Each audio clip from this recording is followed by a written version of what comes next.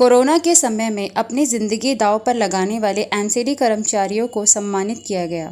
बाबरपुर विधानसभा में सुभाष मोहल्ला से आम आदमी पार्टी के निगम पार्षद मेहनती नेता रेखा त्यागी ने अपने वार्ड के एमसीडी कर्मचारियों, खासकर मलेरिया विभाग के कर्मचारियों को कोरोना वॉरियर के रूप में एक ट्रॉफी और पत्र देकर सम्मानित किया। देखिए यह रिपोर्ट। तो चंद शब्दों में बहुत बड़ी बात कह दी कि मैडम ने भी अच्छा काम किया और आप पूरी टीम ने अच्छा काम किया। तो वाकई में बात यही है कि जिस तरीके से आपने रात दिन काम करके इस वार्ड को नंबर 1 बनाने में मेरी मदद करी है। आप लोग ऐसे भी मैं डिपार्टमेंट के लोग आपको कम समझती हूँ, अपने भाई बंद ज्यादा समझती हूँ।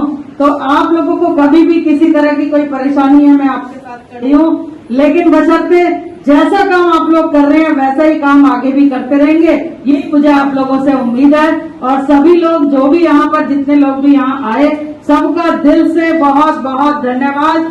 ताहिर मलेरिया इंस्पेक्टर जबरदस्त काम, मैंने पहले भी कहा और एक बार फिर से कहती हूँ, बहुत जबरदस्त तरीके से इस वार्ड को संभालने में हमारे साथ करने से कंधा मिलाकर चल रहे हैं। बहुत बहुत सबका धन्यवाद।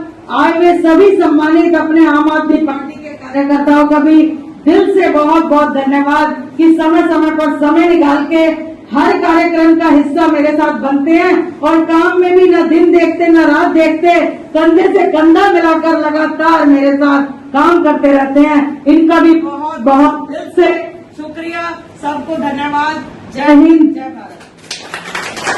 उनको तनख्वाह नहीं मिल रही है, ठीक है। इसको लेकर आपने कोई मुद्दा उठाया, कोई मामला उठाया, इसको लेकर आपने कोई बातचीत की है, कोई कार्रवाई के लिए आपने कोई आगे बढ़ी है?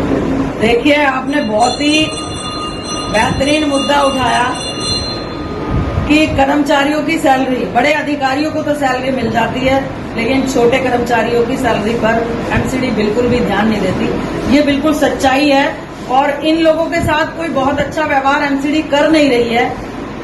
असल में मैंने अभी कहा आपको, 15 साल से भाजपा की सरकार एमसीडी के अंदर जड़ जमाए बैठी है।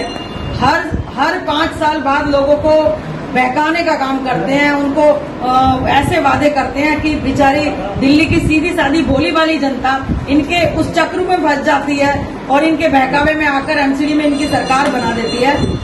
लेकिन इनके डिपार्टमेंट के जितने भी लोग हैं वाकई बहुत परेशान हैं, वो बड़ा अधिकारी हो, छोटा अधिकारी हो, कोई भी हो।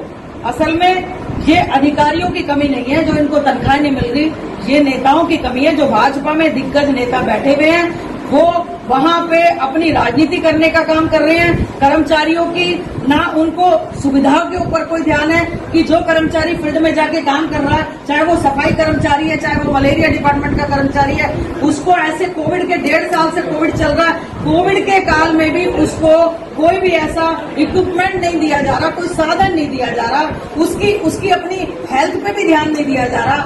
तो ये तो वहां बैठे नेताओं की कमियां हैं। उन नेताओं को जो अंधे बहरे बैठे हुए हैं भाजपा के लोग, उनको समझनी चाहिए और इन लोगों के लिए साधन मुहैया कराने चाहिए। बार बार आप लोग देखते हैं कि दिल्ली के मुख्यमंत्री बार बार कहते हैं कि हमने ये पैसा दे दिया, एमसीडी को ये पैसा दे दिया। वो केवल कर्मचारियों की सैलरी के लिए ही बार बार पैसा दे रहे हैं, लेकिन उस पैसे को भी ये लोग खा जाते हैं, उसका हिसाब नहीं देते। उन पैसे को भी उल्टे सीधे अपने स्वागत समारोह में ये खर्च करवाने का काम करते हैं जिनकी जरूरत भी नहीं है।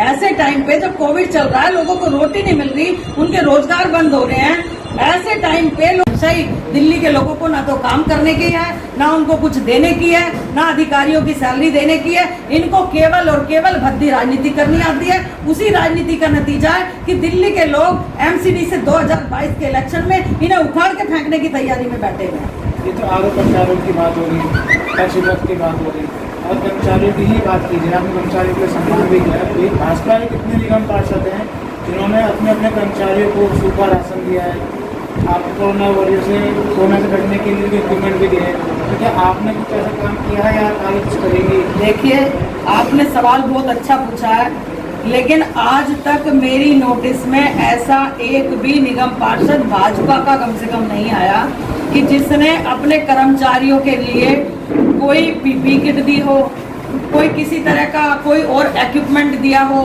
किसी ने राशन बांटा हो। मुझे नहीं पता कि किसी ने क्या दिया है, मेरी जानकारी में ऐसा कुछ नहीं आया। क्योंकि मैं भाजपा की करनी और कतनी को बहुत अच्छी तरीके से जानती हूँ। केवल 4 फोटो खिंचवाए जाते हैं, 4 लोगों को, अपने लोगों को राशन दिया जाता है, 4 फोटो खींचते हैं और उसके बाद पटल पे आज तक मैं सबसे कहना चाहती हूँ कि आप उनके एरिया में जाइए और उनके कर्मचारियों से बात कीजिए, जरा कितने लोगों को राशन बांटा है, कितने लोगों को इक्विपमेंट उन्होंने मुहैया कराए हैं, उसकी जानकारी मुझे भी दे देना, आपने कितना दिया है। और मेरे कर्मचारियों से आप बात कर लीजिए कि मैं इनके लिए कितना कुछ करने को तैयार रहती हूँ, कितना कुछ करती हूँ और कितना कुछ आगे मेरा प्लान है। ये कोरोना के टाइम में बहुत मेहनत की है, पेंशन खाते नहीं मिल रही है। कुछ नाम बताएं। अश्वनी नागर जी हैं। ये इन्होंने कोरोना के काल में सीमापुरी जो शमशान घाट बना, उस शमशान घाट पे इन्होंने बहुत सारी जो सम्मानित डेड बॉडियां थी उनको इन्होंने, जिनको घर वाले भी करने नहीं आ रहे थे जिनका संस्कार, तो वो इन्होंने खुद से किया। लगभग 100-125 के आसपास 2200 डेड बॉडियों का इन्होंने सम्मान पूर्वक, बहुत सारी डेड बॉडियों का इन्होंने खुद ही संस्कार किया। 50 के आसपास इन्होंने अपने हाथों से उनका संस्कार किया, जिनका कोई करने नहीं आया। तो ये बहुत ही सम्मान के योग्य हैं और इनको मैंने इसलिए अलग से सम्मानित भी किया है। और ऐसे और भी 1-2 कर्मचारी हमारे यहाँ हैं कि जिन्होंने बहुत ही ईमानदारी और निष्ठा के साथ और बिल्कुल मतलब इंसानियत के नाते जिन्होंने काम किया है। वाकई मैं इनको बहुत ज्यादा सैल्यूट करती हूँ कि इन्होंने ऐसे टाइम पे, जहां परिवार के लोग भी कोरोना का नाम सुनते ही उनके डेड बॉडियों को लेने को तैयार नहीं हुए, सड़क पे छोड़ के भाग गए, परिवारों ने छोड़ा, अपने लोगों का साथ दिया, उनसे डरे नहीं, उनका हर तरह से वो सामना करते रहे परिस्थितियों का, वो आज अपने परिवार को बचा पाए।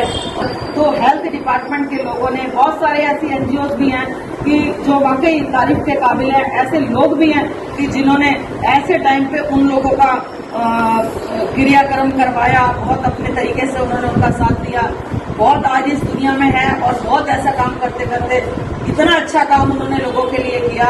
उन सब बॉडियों का संस्कार करते करते कई लोग तो मैं उनको भी श्रद्धांजलि देना चाहूंगी जो आज इस दुनिया को छोड़ के चले। मानसून को लेके हमारे वार्ड में पहले तो जिस तरीके से नालियों के अंदर मच्छर, मलेरिया, डेंगू की दवाइयां छिड़की जा रही हैं, वो लगातार अभी भी छिड़की जा रही हैं। एक मतलब रूटीन बना हुआ है, उस रूटीन के तहत हमारे यहाँ काम चल रहा है। दूसरी बात, कहीं भी जिस भी चीज की जरूरत होती है उस काम को पूरी तरह से किया जाता है। फोगिंग का काम अब तक बार बार मेरे कहने के बाद मैंने डीएचओ से भी कई बार बात करी, तो अब तक उसकी परमिशन ही नहीं मिल रही थी कोविड के कारण, क्योंकि जहां एक तरफ लोगों को ऑक्सीजन की जरूरत है, सांस लेने में कठिनाई होती है, तो वहीं दूसरी तरफ हम धुएं की मशीनें चला दें तो वो लोगों के सांस लेने में तकलीफ को बढ़ा सकती है। तो इस कारण गवर्नमेंट ने इसकी परमिशन नहीं दी थी, लेकिन आज ही मेरी डीएचओ से बात हुई है, आज से उसकी परमिशन हो गई है। अब लगातार एरिया के अंदर जो फॉगिंग का काम है वो भी चालू हो जाएगा आज से। और उसके साथ साथ जहां भी जैसी भी जरूरत है, जितने भी हमारे वार्ड के अंदर नाले हैं उसको देखते हुए, बरसात के मानसून के मौसम को देखते हुए सारे नाले, ज्यादातर नाले निकाल दिए गए हैं। जो एक आधा नाला बचा हुआ है वो नाला, उसका भी टेंडर हो चुका है, वो भी जल्दी निकलने वाला है। इस हफ्ते में लगभग मानसून से संबंधित सारे कामों को पूरा इस वार्ड के अंदर कर दिया।